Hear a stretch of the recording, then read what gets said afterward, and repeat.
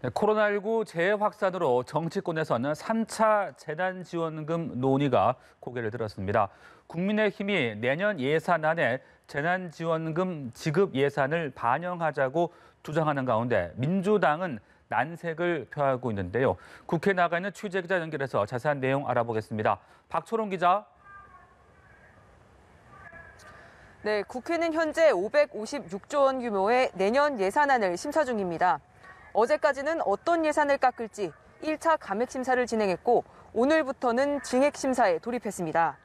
각 지역의 민원성 사업 예산 등이 올라오면서 여야의 예산 전쟁이 본격적으로 시작된 건데요. 증액 심사와 맞물려 3차 재난지원금 지급 논의가 불붙는 모습입니다. 논의에 불을 당긴 건 국민의힘입니다. 국민의힘은 문재인 정부 역점 사업인 한국판 뉴딜 예산을 삭감하고 민생 예산을 늘려야 한다고 주장하는데 여기에 3차 재난지원금이 포함됩니다. 국민의힘은 3조 6천억 원 규모의 3차 재난지원금 지급과 초중고등학생 긴급 돌봄 지원비 20만 원 지급 방안을 담은 예산 증액 계획을 밝혔습니다. 국민의당 안철수 대표도 3차 재난지원금 지급 방안에 대해 선별 지원을 전제로 할 수 있는 방법이라고 긍정적으로 평가했습니다. 법정 처리 시한이 일주일 앞으로 다가온 내년 예산안에 3차 재난지원금을 반영하자는 주장인데 민주당은 난색을 표하고 있습니다. 재난지원금 지급 자체에는 반대하지 않지만 내년 예산에 넣기에는 시간이 촉박하기 때문에 지금은 본예산 심사에 집중해야 한다는 게 민주당 입장입니다. 김영진 원내수석 부대표는 3차 재난지원금 지급은 여야 동의와 또 국민적 합의가 필요한 사안이라며 다음 달 2일까지 본예산 처리를 마치고 재난지원금 지급을 논의하면 어려움이 없을 거라고 밝혔습니다. 민주당은 야당이 주도하는 재난지원금 논의가 사실상 한국판 뉴딜 예산을 감액하려는 것이라는 의심의 눈길을 보내고 있습니다. 청와대는 3차 재난지원금과 관련해 사회적 거리 두기를 강화한 지 하루밖에 안 됐다며 조금 더 지켜봐 달라는 입장을 밝혔습니다.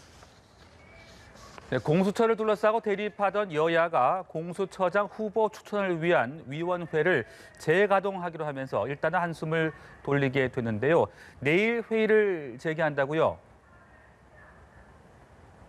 네, 그렇습니다. 공수처장 후보 추천 위원들은 내일 오후 2시에 이곳 국회에서 다시 머리를 맞대고 공수처장 후보 추천을 논의합니다.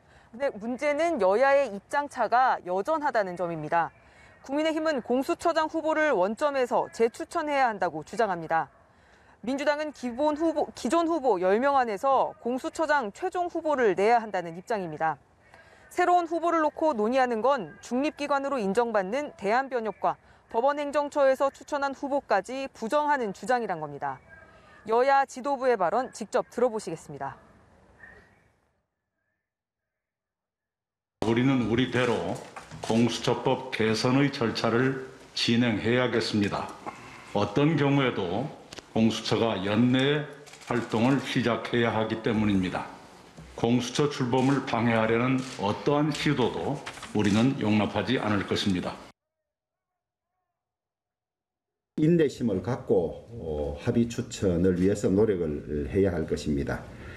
민주당이 지금 공언하는 대로 야당의 비토권이 삭제된 상태에서 추천된 공수처장은 누가 후보가 되더라도 국민들로부터 인정받기 어려울 것입니다. 민주당은 추천위 재가동과 별도로 내일 열리는 법사위 법안소위에서 야당의 거부권을 약화하는 내용의 공수처법 개정안 심사를 추진하기로 했습니다. 오늘 오후엔 여야 원내대표가 비공개로 만나 공수처와 정기국회 법안 처리를 놓고 논의를 이어갔는데 합의점을 찾았느냐는 기자들의 질문에 김태년 원내대표와 주호영 원내대표 두 사람 모두 말을 아꼈습니다.